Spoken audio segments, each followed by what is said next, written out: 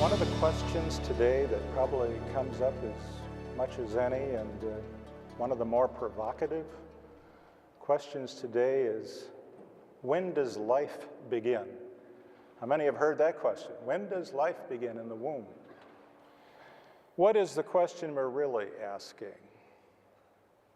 Not when does life begin in the womb, but I submit that we should ask, when does a person begin in the womb? This little fetus is in its 7th week of development. Technically, some would call it an embryo at this stage. The embryo magically becomes known as a fetus at about 8 weeks, maybe a week after this picture. And that change from embryo to fetus really is a change that says the basic work has been done. So 7-8 weeks into pregnancy, it's pretty well, as far as making the fundamental organs of the body, the basic architecture, the work is completed. Not really completed, but the parts are there. When we leave that embryo stage and we go to the stage we call the fetus, we're really talking about maturation or maturing of the parts. Well, the story begins very early when we address the question of when does a person begin, and I think the only way we can really address this question is to look at the Word of God itself. In Psalm 139, verse 13 and 14, we see where I found the title for this lecture. For you created my inmost being. You knit me together in my mother's womb. I love that knitting. That word knitting and weaving appears quite often in the Bible. In fact, my field of expertise, the section that I did for the medical dictionary, and the area in which I was considered to be somewhat expert, is an area called histology. And histos is a Greek word which basically means fabric or tissue or knitting. So you might say I was an expert on knitting. When the early microscopists began to look at the body, magnify things, they thought, my goodness, it's woven. Everywhere we look, we see weaving. Our skin is made of collagen fibers, which are very, very tough. They're so strong, they're stronger than steel for the same cross-sectional diameter. They're less elastic than steel, and yet look at this, it's stretchy. How is that possible? It's possible because of the knitting, because of the weaving. It's the way they're woven together. You weave one way and it's not stretchy. That's the kind of architecture we have in the eyeball so that it doesn't change shape. You weave another way, it's more like a double knit suit. It can be stretchy. So indeed we are knit, we are woven, and the Lord knows that. He says we were knit together in our mother's womb. And the psalmist says, I praise you because I am fearfully and wonderfully made. Your works are wonderful. I know that full well. Boy, if I were to ever do a modern translation of the Bible, I won't, so don't worry about it. But if I were to do a really modern translation of this verse, here's the way it would read. And folks would know exactly what it says then. I praise you because I'm fearfully and wonderfully made. Your works are wonderful, and that's like a no-brainer. Isn't that what the Bible's telling us? We know it full well. It is so obvious that when we go before the judgment throne of God, there won't be an excuse from anybody. You've had all the evidence you need. That's why I don't even attempt to prove or argue that there's design or intelligent design. Of course it's there. Let's just revel and enjoy some of the things that God has wrought here. Well, when do we become a person? First of all, the Lord recognizes as a person, and I would define a person in terms of God at least, as a person who is known to God. Someone with a soul. Wouldn't that be a good definition, at least for a Christian, for a person, somebody known to God? Can you imagine a person that is not known by God, whose soul is not known by God? There we get into things that are sort of out of our realm. In Psalm 139, it says, my frame was not hidden from you when I was made in the secret place. That's kind of a name for the womb. I can't really quite get at it. Something's going on in there. When I was woven, oh, we're back to weaving again. When I was woven together in the depths of the earth, a kind of another euphemism for the womb, your eyes, that is God's eyes, saw my unformed body. Man alive, that settles it right there. That settles the abortion issue. God is looking on. As the baby is developing in the womb, God is checking it out.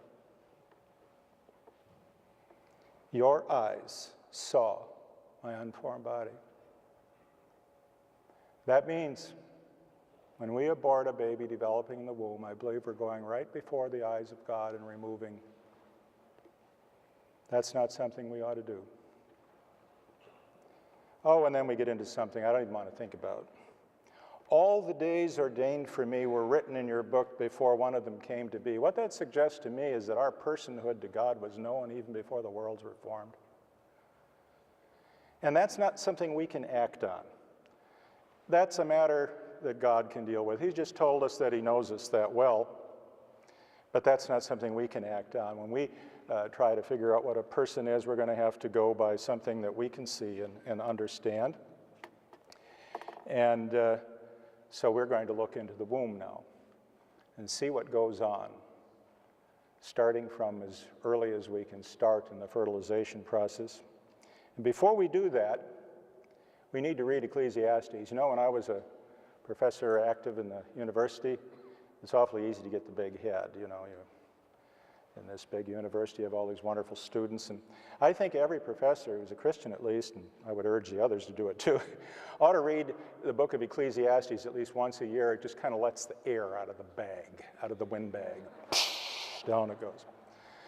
And before I would give a lecture on embryology or how the bones would develop, I would always like to think of this verse.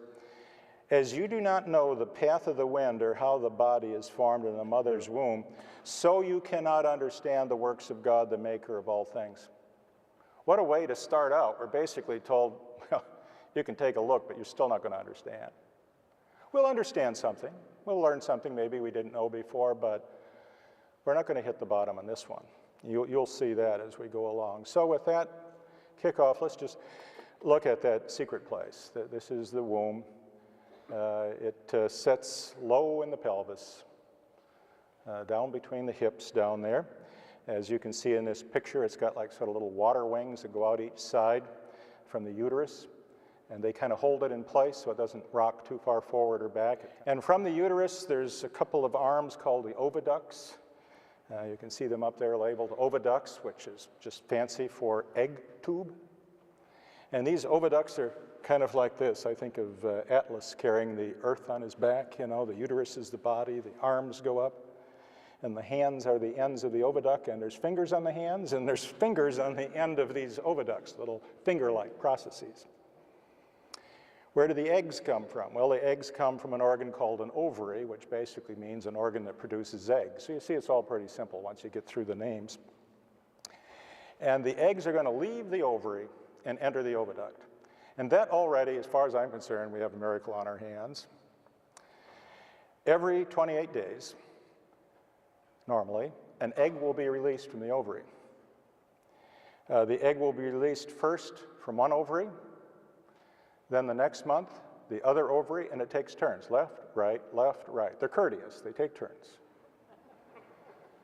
Now, if you remove one of the ovaries, or it becomes damaged so that it can't no longer produce the ova, the other ovary has the considerable good sense to just go right on ahead and produce an egg every month.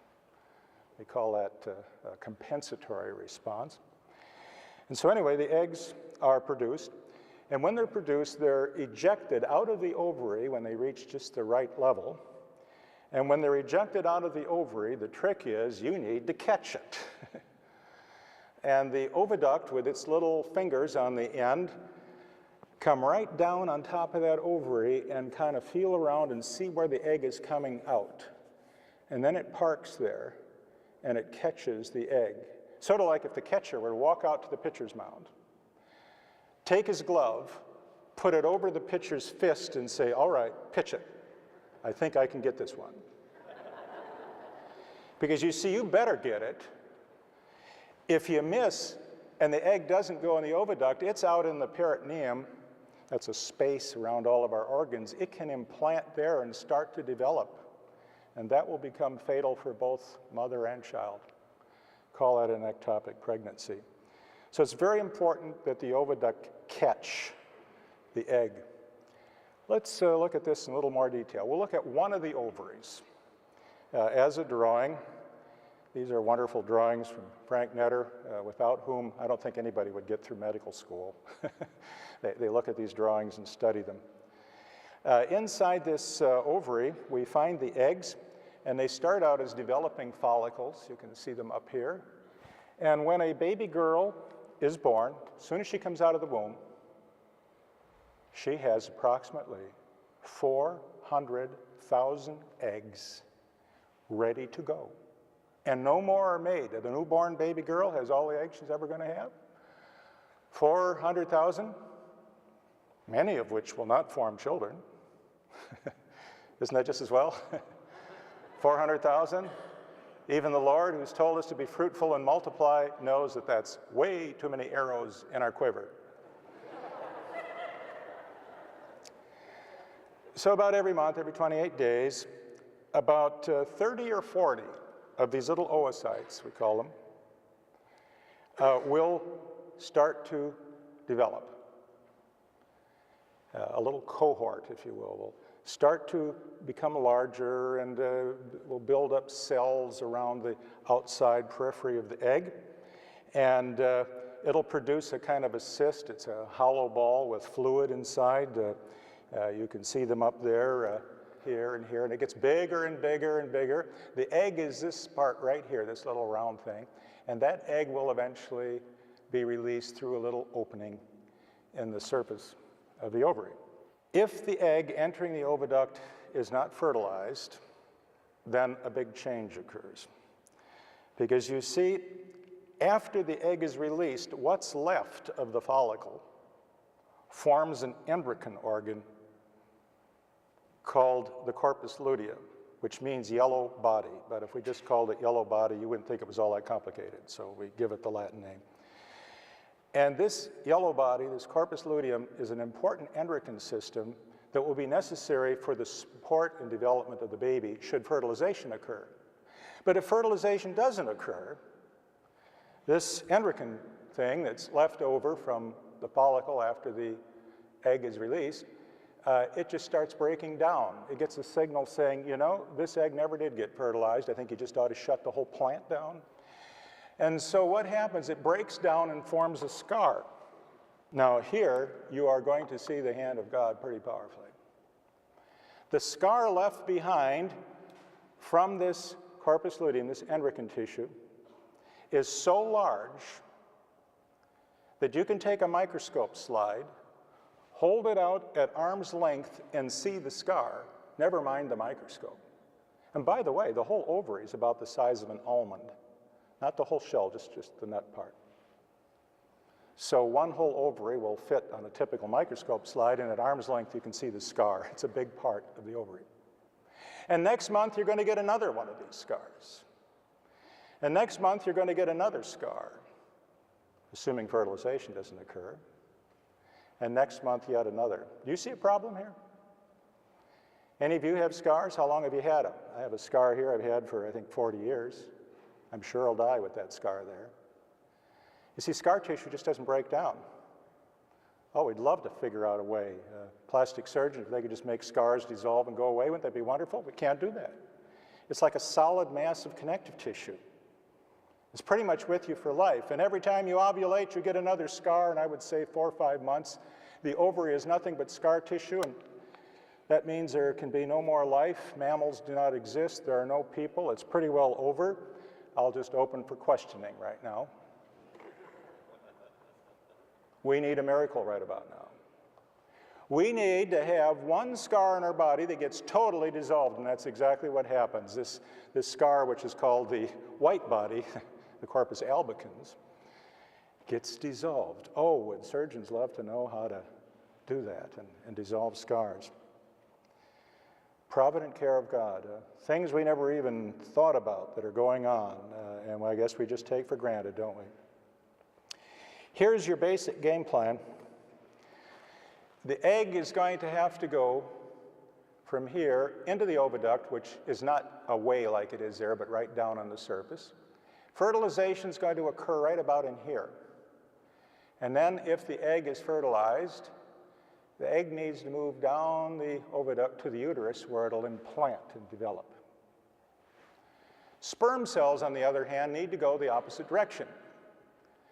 They need to go up the uterus and out into the oviduct. Things need to go two different directions at the same time. Egg needs to go down, the sperm needs to go out. You can say, well, I think I know how the sperm gets there. It's got a little tail, it wiggles the tail, the flagella, and that's not how it gets there. Sperm will get there even if the tails aren't active and movable. The musculature of the mother's uterus and oviduct actually moves the sperm up to the egg. And along the way, the sperm, by the way, is completely incapable of fertilizing that egg. That seems to be a problem right there, doesn't it? Except in the mother, there are chemicals that we say capacitate, make the sperm able to fertilize. So without capacitation, it'd be pretty much the end of life, at least mammals. The sperm arrives, the oviduct is coming down. How do we get the egg to go the opposite direction? If the muscles are bringing the sperm up, how does the egg go the other way? Because let's face it, if the egg just stayed in the oviduct, do you see a problem there? Fertilization could occur. The egg wouldn't go any further, it would implant in the oviduct. And sadly, that happens from time to time. It's called a tubal pregnancy. It's a medical emergency and will kill both mother and child unless something is done. That'd be the end of life right there. If you don't move the fertilized egg down the oviduct into the uterus, you don't have to even worry about what comes next in development, because that isn't going to happen anyway. And in the case of evolution, if you can't get the egg down the oviduct, you aren't ever going to get a second chance to get it down the oviduct because it's the end of that organism. Boy, talk about irreducible complexity. You know, I don't think bacteria necessarily need a flagellar motor because not all bacteria have a flagella. But if you can't produce offspring, that's irreducible. Let's see how that works. That little box, we're going to look at that part of the wall of the oviduct. There it is in the microscope. These are tall columnar cells, and up at the top, you see what look like little hairs up there? Those are called cilia. Each of those cells have thousands and thousands and thousands of little cilia. They're so tiny you can't even see one in the light microscope. You say, what do you mean? I'm seeing them up here. You're seeing them collectively. The way you can see hair, you can see that I have at least some hair, but you can't see one hair from where you are. And so these cilia are so small, even under the microscope, we can only see them collectively. Can't quite resolve one all by itself very easily, at least. And these cilia beat. And going down the oviduct, there are just trillions of these cilia. So how do they beat to move the egg?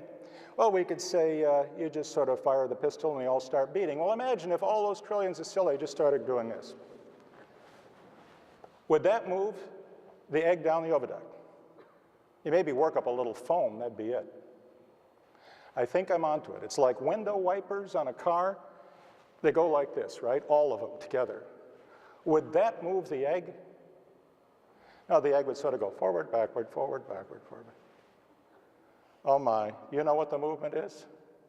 It's a metachronal rhythm. Isn't that incredible? You say, what's a metachronal rhythm? Have you been to a ball game where they do the wave? That wave they get going in the stadium, that's a metachronal rhythm. Ever see wind blow across a wheat field, those waves that go through the wheat? That's a metachronal rhythm, and only that can move the egg in a coordinated way. Let me give you a little example of how these cilia beat. That is a metachronal rhythm. Can you think about this? Can your mind bend that far? Trillions of these, thousands per cell, all interacting collectively down the oviduct in concert, setting up an integrated metachronal rhythm without which the egg wouldn't go down the oviduct, without which there would be no peephole. No mammals. It'd be over. And don't say, hey, look, if you're evolution, we'll get it right next time. We're going to work on this. We'll come back. It's over. This is irreducible. This truly is irreducible. Well, let's look at the whole pattern of reproduction. The egg is released, and when it's first released, you have about a 12 to 24-hour period of time during which fertilization can occur. If it doesn't occur in that window, it's not going to occur. So sperm will be up in this region at the beginning of the oviduct. If they're in this region at the time the egg is here, there is a good possibility that one of the sperm, at least, will manage to penetrate through and fertilize the egg. And if it does, the fertilized egg will move down the tube. It will go through its first cell division after being fertilized, and here at 30 hours we would have the first 2 cells. So what was 1 cell becomes 2. Let's look at this fertilization event a little closer. This is a cross-section of the oviduct, cut right across it, and inside, would you believe it, when I cut this section, I happened to hit the egg. To get the picture, you'd have to think of a basketball sort of floating in space someplace in a very long hallway. You make a random cut across the hallway, and you hit the basketball. And so that's what we managed to do. There it is, right in there. It was an incredible stroke of luck, some might say. And around that ball, you see the ball right in the middle, that's the egg, unfertilized. Around that ball is a bunch of messy-looking cells. See all the little blue dots there? They're just cells that accumulate around the egg. There's a very interesting scientific name, these cells. They're called the cells that accumulate around the egg. I'm not going too fast, am I? No. Would we call it the, no, it's the cumulus oophorus, which is the cells that accumulate around the egg. You think, do we need these things? Without these cells, you wouldn't be here. These cells, the cumulus, secrete a sticky stuff. And it's this sticky stuff that the cilia get a hold of to move the egg. They've done experiments where they've stripped these cells off and put an egg into the oviduct, say in rabbits. And the cilia just make the egg go round and round, sort of like a ball on the nose of a seal. You know how they can get it spinning? It doesn't go down the oviduct. Without the sticky goop made by the cumulus cells, it's pretty well over. You won't get a second chance to get it right. You need to get it right the first time. Now let's just magnify that egg cell with its investing cumulus cells.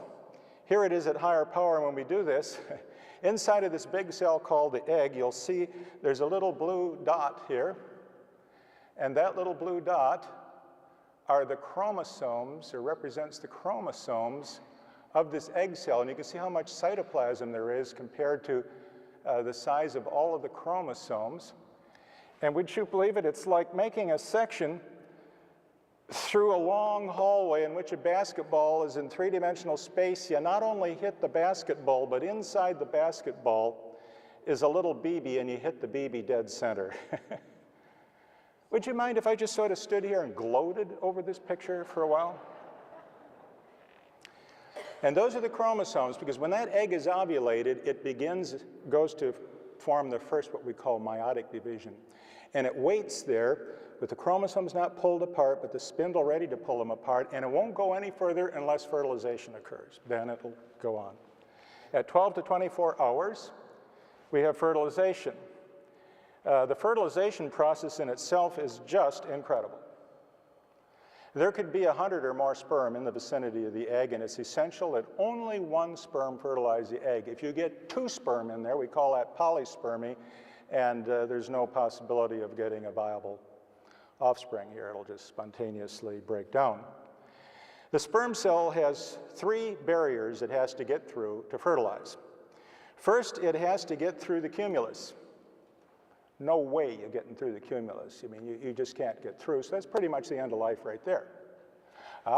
Except the sperm makes a highly specific enzyme that digests its way through the sticky stuff of the cumulus. What a stroke of luck, huh, for the evolutionists. Without this, it would have been over. You have to have the specific enzyme get through the cumulus. You're through the cumulus and you're down to the red layer. You see the red layer? That's a shell. You didn't know our human eggs had a shell, did you? Hey, it's not a hard shell like on a chicken. It's a kind of like a skim of jello, you know, a gelatinous, tough, jelly-like shell. And it's called a zona pellucida, which is a fancy name for clear zone. The sperm needs to get through that, except no way the sperm going to go through that, is it going to go through that clear zone? It's a barrier. But there's a second enzyme that specifically digests its way through the zona, without which there'd be no fertilization, be the end of life. Now you're down to the membrane, and remember, we have two cells of completely different sources, one from father, one from the mother. They should have nothing to do with one another. In fact, they should build sort of resistant responses. But they don't. As soon as the first sperm cell, it might be just ever so slightly ahead of the next one, like a horse race, as soon as it touches the membrane of the egg, there's a quick little system that makes sure that it's the same species and all that sort of thing. And if everything is right, the membrane of the sperm and the membrane of the egg open up so that the contents of the sperm goes inside the egg. And that's the first step in fertilization. Remember, you have to keep the second one out. How do you do that? Oh, this is so wonderful that I'm not sure you're going to be able to contain yourself when I tell you this. Just under the surface of the egg cell membrane are a whole bunch of little granules called cortical granules that are right near the membrane, and they're full of an enzyme called ovoperoxidase. And as soon as that sperm touches the egg cell membrane, in just a fraction of a second, the granules explode, send their contents out into the space where the red shell is, and harden the shell. Any sperm not right at the membrane get locked right where they're at. What sort of a creator do we have? What are his limits?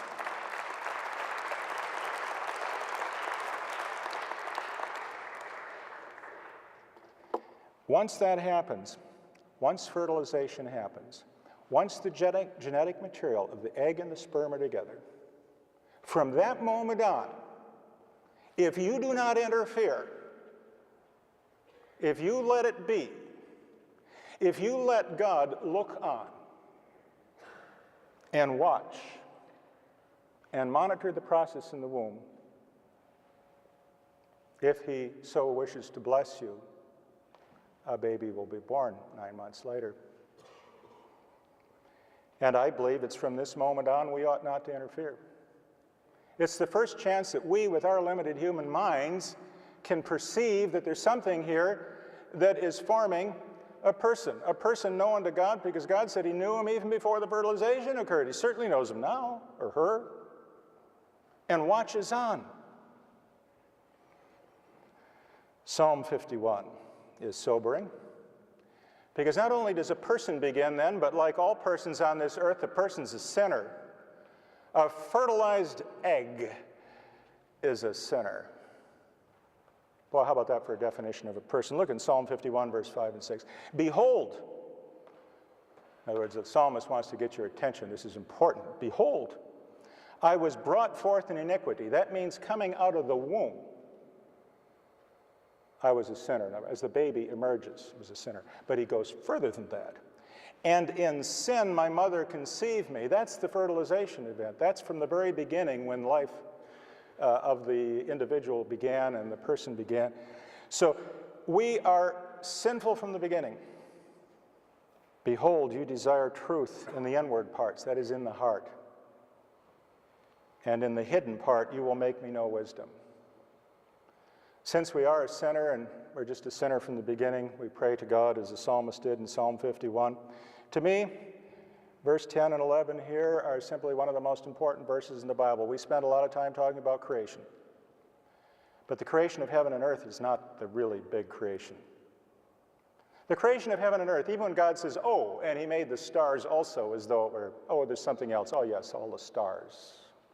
By the word, by speaking the word, there is a more phenomenal creation. There is a greater creation than that. And here it is. Create in me a clean heart, O God. and renew a steadfast spirit within me. Do not cast me away from your presence. Do not take your Holy Spirit from me. See, when God created the stars, he didn't have to argue with them. They didn't put up a fuss. They didn't say, we'll get together next week, we'll discuss this again. Adam and Eve didn't put up a fuss. He spoke, and it was. But when man fell into sin, he's got this stony heart. The Bible says he's at enmity. He's at warfare with God. And God needs to come in and create a new heart. I call that the second creation. And the third creation is he's gone to prepare a place for us. Well, back to our oviduct. We get out here to 30 hours after ovulation. We now have 2 cells. It's divided. We're on our way. Remember, every time you divide, 2, 4, 8, wow, you pick up cells in a big hurry, don't you, doing that, exponential growth. This is what the 2 cells look like.